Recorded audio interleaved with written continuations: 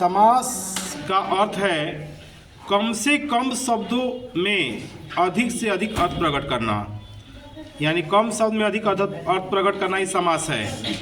यानी परिभाषा इसका देंगे हम, दो या अधिक शब्दों के परस्पर संबंध बताने वाले शब्दों अथवा प्रत्यय का लोप होने पर उन दो या अधिक शब्दों से जो एक स्वतंत्र शब्द बनता है उस शब्द को सामासिक शब्द कहते हैं, और उन दो या अधिक शब्दों का जो संयोग होता है वह समास कहलाता है। तो देखिए समास के ये भेद है। पहला होता है अव्ययी भाव। पहला क्या होता है? अव्ययी भाव समास होता है। पहला है देखिए अव्ययी भाव समास। दूसरा है तत्पुरुष समास।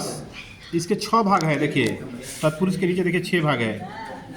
उपपद, नया, नया, प्रादि, अलूप, मध्यम पदलोपी, इसी तरह से म्यूकस, कादि और कर्मधारय और दिगु। उसी तरह से ऊपर बहुव्रीहि है, फिर है द्वंद्व है। ठीक है, तो सबका हम बारी बारी से वर्णन कराने जा रहे हैं। तो पहले चालू हो रहा है अव्ययी भाव। क्या चालू हो रहा है? अव्ययी भाव समास। ठीक है, तो अव्ययी भाव समास लिखकर बच्चों को तीर काटे दे दीजिएगा। अव्ययी भाव का लक्षण है जिसमें पूर्व पद प्रधान होता है और सामसिक समास पद अव्यय हो जाए। जैसे देखिए बता रहे हैं अव्ययी भाव एग्जाम में आता है, एग्जाम्पल देगा एग्जाम में, कहेगा कौन सा समास है, ठीक करिए। तो आप उसमें करना होगा। तो पहला अव्ययी भाव समास है। तो अव्ययी भाव समास वह समास जिसमें पूर्व पद प्रधान होता है। वह समास जिसमें पूर्व पद प्रधान होता है अव्ययी भाव समास कहलाता है। जैसे यथाशक्ति, जैसे यथाशक्ति। देखिए इसमें सुनिए, वह समास जिसमें पूर्व पद प्रधान होता है अव्ययी भाव समास कहलाता है। अव्ययी भाव समास क्या है? तो अव्ययी भाव समास की कर दीजिए जिसमें पूर्व पद प्रधान होता है, जिसमें पूर्व पद प्रधान होता है, यानी पूर्व में पहले कौन सा शब्द है? यथा, यथाशक्ति। नाम सुने ना, यथाशक्ति दान दे। तो यथाशक्ति जो यथा लग गया वही प्रधान पद है, यानी पूर्व पद जिसमें प्रधान हो अव्ययी भाव समास कहलाता है। ठीक है, इसमें यथा जो है पूर्व पद है। देखो दिन कहने से कुछ पता नहीं चला, ठीक, लेकिन एक बार प्रति लगा दो पूरा नक्शा बदल गया। प्रतिदिन, ठीक है, तो यथा लग गया, इसमें प्रति लग गया। प्रतिदिन कौन सा समास है? तो अव्ययी भाव समास है। उसी तरह से यथा संभव,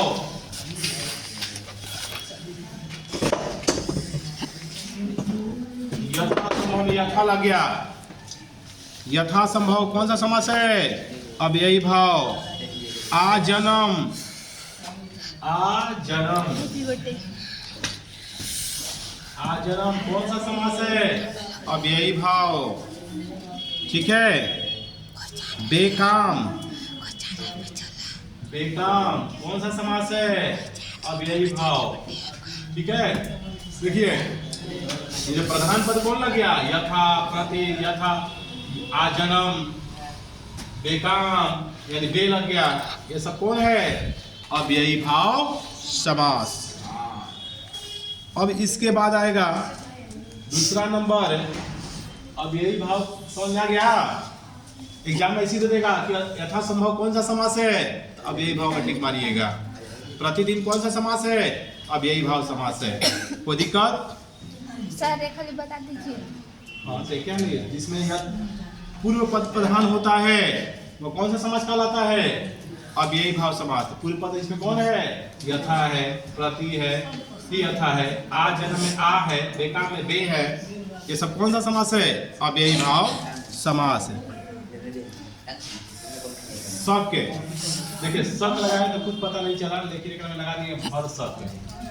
ठीक है जी, तो भरसक पूर्व प्रधान हो गया भर है ना, तो इस कौन सा समास है? अव्ययी भाव। ठीक है जी, भरसक बन गया। उतार लीजिए इसको। तत्पुरुष समास में अंतिम पद प्रधान होता है। कौन सा पद है? अंतिम पद प्रधान होता है, तत्पुरुष समास कहलाता है। ठीक है, अब इसमें नीचे लिखिए, इस समास में कारक का चिन्ह छिपा हुआ रहता है। इस समास में कारक का चिन्ह छिपा हुआ रहता है। इस कारक का चिन्ह छिपा हुआ रहता है। इसके निम्नलिखित भाग होते हैं। इसके निम्नलिखित भाग होते हैं। कर्म तत्पुरुष, इसके निम्नलिखित भाग होते हैं। पहला होता है कर्म तत्पुरुष। ठीक है, स्वर्ग को प्राप्त, यानी स्वर्ग प्राप्त। स्वर्ग को प्राप्त का मतलब काची होता है? स्वर्ग प्राप्त, स्वर्ग प्राप्त।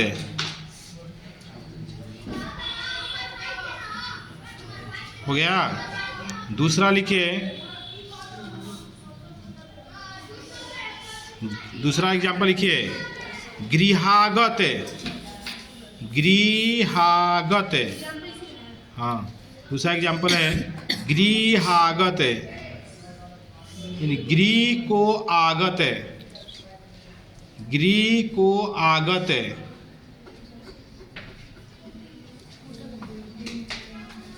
हो गया।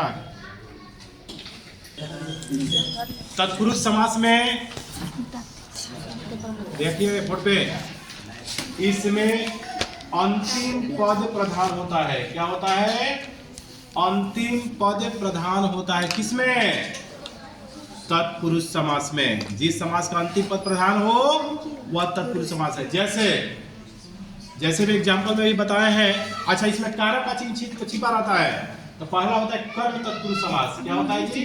कर्म तत्पुरुष समास। तो कर्ता ने कर्म को, कर्म का चिन्ह होता है कर्म को। ठीक है, कर्म को लिखिए। तो देखिए इसमें बोले हैं पहला हम कि गृहागत है। गृहागत माने गृहागत, एग्जाम्पल मिलेगा कि गृहागत है कौन सा समास है? तो गृहागत जो होता है इसमें लगा रहा, देखिए गृहागत है। तो गृहागत जो लगा है गृह को आगत है, यानी गृह को आने वाला, घर को आने वाला। गृहागत का मतलब क्या होता है? घर को आने वाला। गृहागत में कौन सा चिन्ह छिपा रहता है? को। तो जब को छिपा रहेगा, कोई वर्ड को उसको तोड़ेंगे और देखेंगे कौन सा शब्द निकल रहा है, तो को निकल रहा है, तो कौन सा समास हो जाएगा? तत्पुरुषों में कौन सा तत्पुरुष है? कर्म तत्पुरुष। ठीक है, एक और बताए हैं, दिए हैं एग्जाम्पल बताए हैं आप लोग को। स्वर्ग प्राप्त है। स्वर्ग प्राप्त का मतलब क्या होता है? स्वर्ग प्राप्त। एग्जाम में देगा स्वर्ग प्राप्त कौन सा समास है? तो कौन मारिएगा? तत्पुरुष समास। तत्पुरुष में कौन सा? तो कर्म तत्पुरुष। क्यों भाई? इसमें क्या छिपा है? कर्ता ने कर्म को, यानी स्वर्ग को प्राप्त। इसका मतलब क्या होगा? स्वर्ग को प्राप्त। कौन सा आ गया इसमें वर्ड है? को आ गया। तो को आ जाए ना तोड़ने पे, तो कौन सा समास होता है? कर्म तत्पुरुष समास। ठीक है, अब दूसरा है कर्ण तत्पुरुष समास। क्या है जी? कर्ण तत्पुरुष समास। ये पहला था, दूसरा कर्ण तत्पुरुष समास। कर्ता ने कर्म को कर्ण से लगा रहेगा। इसमें का आ जाएगा? से, यानी शब्द को तोड़िएगा तो से निकलेगा।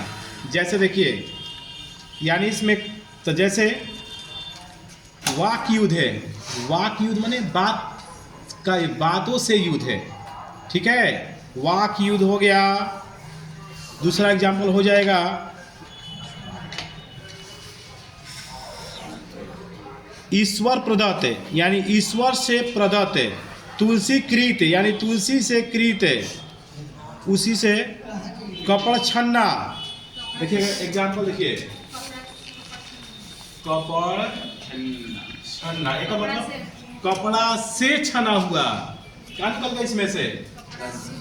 कपड़ा से छना हुआ। तो इसमें क्या आ गया? से आ गया। क्या आ गया जी? से। कौन सा ये है?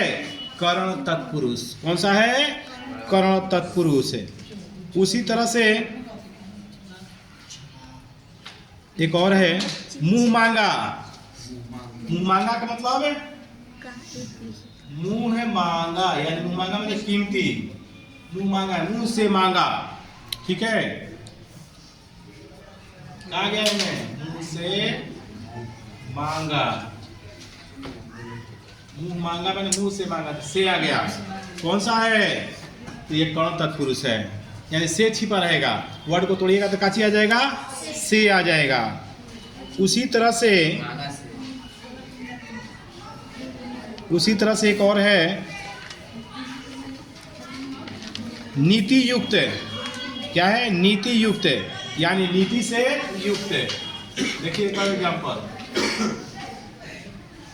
नीति युक्त क्या हो जाएगा? नीति कौन सा समास है? तो देखिए से चीज इसमें भी छिपा है। नीति से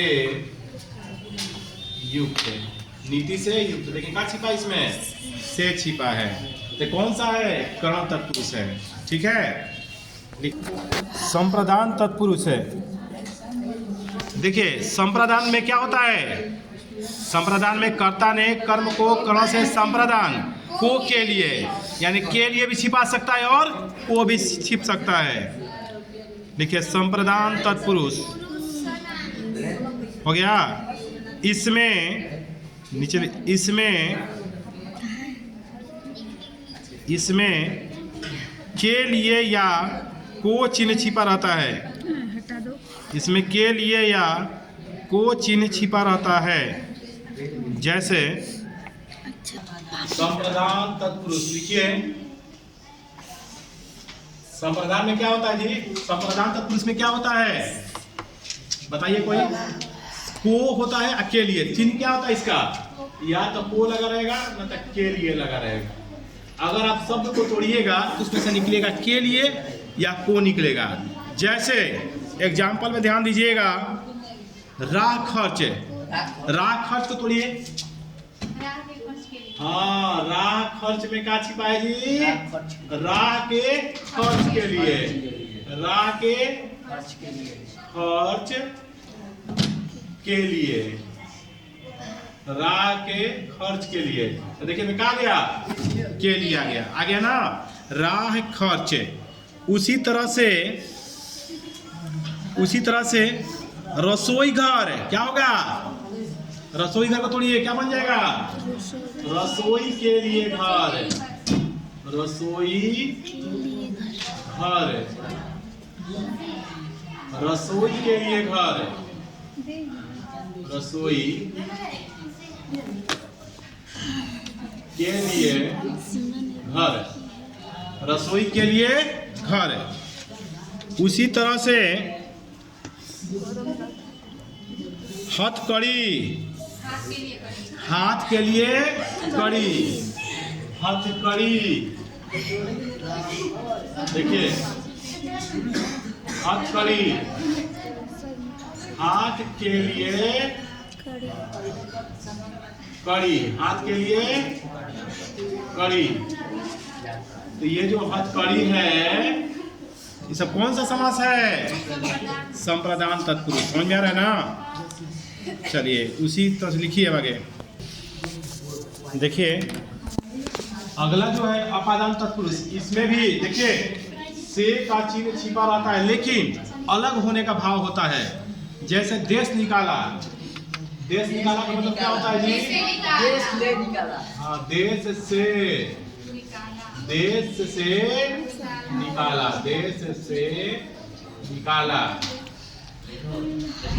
देश से निकाला, देश से निकाला। अगर ऐसा रहता है तो तत्पुरुष है। कामचोर, कामचोर, कामचोर, कामचोर, काम से चोर, काम से चोर। ठीक है। इसके बाद आता है संबंध तत्पुरुष। हाँ, संबंध तत्पुरुष है, जिसमें का के की का चिन्ह छिपा रहता है। का के की का चिन्ह छिपा रहता है शब्दों के बीच है। तो ऐसे तत्पुरुष को कौन सा कहेंगे? संबंध तत्पुरुष समास है। इसमें का के की का चिन्ह छिपा रहता है, वह संबंध तत्पुरुष का कहलाता है। ठीक है। जैसे सेनापति, सेनापति, सेनापति यानी सेना का पति, सेना का पति। ठीक है। सेनापति। तो किसमें कौन सा चिन्ह छिपा है? का चिन्ह छिपा है। जिसमें का चिन्ह का के की का चिन्ह छिपा रहता है। जैसे सेना का पति, सेनापति हो गया।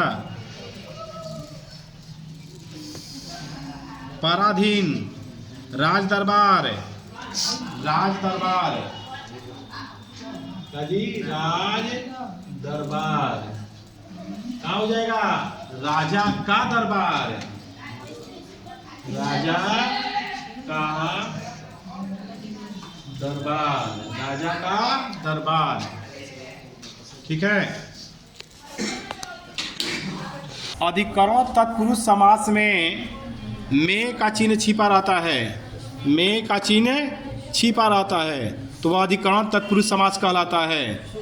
ठीक है। जैसे गृह प्रवेश, तो गृह में प्रवेश, गृह में प्रवेश एग्जाम्पल हो जाएगा। जैसे देखिए गृह प्रवेश, गृह प्रवेश कहा गया? गृह में प्रवेश, गृह में प्रवेश कहा गया? में आ गया ना, यानी गृह में प्रवेश में चिन्ह छिपा है। उसी तरह से एक और एग्जाम्पल, गृह प्रवेश के बाद आ गया विद्या, गृह प्रवेश हो गया विद्या प्रवीण, विद्या में प्रवीण, विद्या प्रवीण। एक और एग्जाम्पल देखिए, विद्या प्रवीण, विद्या प्रवीण, विद्या में प्रवीण, विद्या में प्रवीण। देखो में आ गया, विद्या में प्रवीण हो गया। जिस तत्पुरुष समास के समस्त होने वाले पद समानाधिकरण हो अर्थात विशेष और विशेषण का भाव प्राप्त हो, अर्थात विशेष और विशेषण का भाव प्राप्त हो, अर्थात विशेष का भाव प्राप्त हो और कर्ता कारक का हो, कर्ता कारक के हो और लिंग वचन समान हो, वह कर्मधारय समास कहलाता है, वह कर्मधारय समास कहलाता है।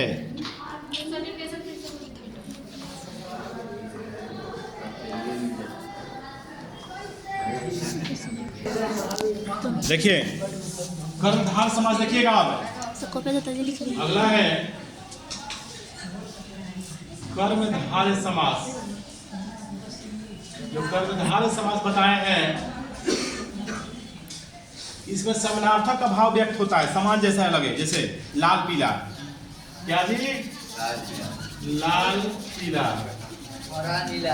ठीक है, लाल पीला ऐसा शब्द कभी रहे।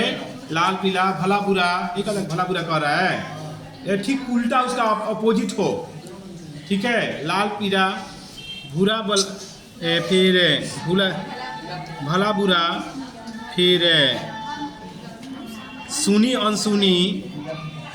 क्या जी? सुनी अनसुनी, भला बुरा, सुनी अनसुनी, सुनी अनसुनी। अगर ऐसा हो समानार्थक शब्द लगे तो इसको कौन सा समास कहेंगे? अच्छा, इसमें विशेषण और विशेषण रहता है, ठीक है, विशेष और विशेषण लगा रहता है, ऐसे समास को कर्मधारय समास कहेंगे। अगला होता है द्विगु समास। द्विगु समास सुनिए, द्विगु समास क्या होता है? द्विगु समास एक वैसा समास है जिसको तोड़ेंगे तो शब्द में संख्या रहेगा। शब्द में क्या रहेगा जी? संख्या रहेगा। तो ऐसे समास को कौन सा समास कहेंगे? द्विगु समास। जिसमें संख्या रहे वह कौन सा समास कहेगा? द्विगु समास। जैसे संख्या वाला कोई शब्द, जैसे छकोनवा हो गया, ठीक है जी। पंच प्रमाण, जैसे में देखिए कोई द्विगु में कोई संख्या रहेगा, संख्या सूचक शब्द रहेगा, यानी जिस समास में संख्या सूचक शब्द हो, जैसे पंच प्रमाण। पंच प्रमाण इसमें क्या आ गया? पंच आ गया ना जी। छकोनवा, छकोनवा तो छ आ गया, छ आ गया, पंच आ गया। ये सब कौन है? द्विगु समास। कौन है बच्चों? द्विगु समास, ठीक है। उसी तरह से पंच प्रमाण, पंच प्रमाण, पंच प्रमाण लिखे है ना, ठीक है। तो ऐसे जो रहेगा, यानी जो संख्या सूचित करे वही वाला जो होता है, कौन सा होता है? द्विगु समास। लिख लीजिए, लिखते जाओ अभी। यानी जिस कर्मधारय का पूर्व पद संख्या बोधक हो वह द्विगु कर्मधारय समास कहलाता है। बहुव्रीहि समास, समास में आए पदों को छोड़कर, बहुव्रीहि समास की कथी करा दीजिए? समास में आए पदों को छोड़कर जब किसी अन्य पदार्थ की प्रधानता हो, पदों को छोड़कर जब किसी अन्य पदार्थ की प्रधानता हो उसे बहुव्रीहि समास कहते हैं। उसे बहुव्रीहि समास कहते हैं। उसे कौन बहुव्रीहि समास कहते हैं? देखिए बहुव्रीहि समास में क्या होता है बच्चों, ये ध्यान दो।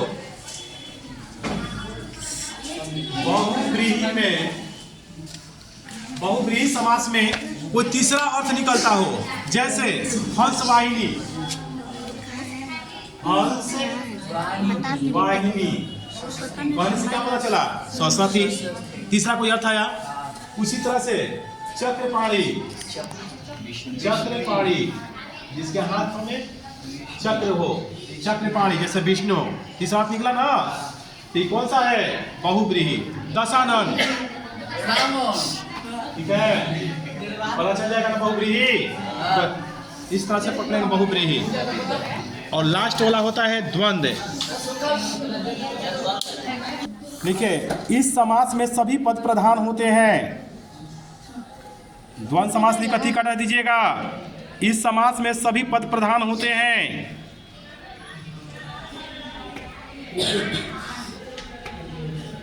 इनके शब्दों के बीच में डैश लगा रहता है। इनके शब्दों के बीच में देखिए द्वंद्व में, द्वंद्व देखो, द्वंद्व बड़ा आसान है। द्वंद्व, द्वंद्व समास में देखो जी, द्वंद्व इसको पकड़ने का तरीका, इसमें डैश लगा है, जैसे भाई बहन, भाई भाई बहन, देखो दोनों प्रधान है, भाई भी बहन भी। माता पिता,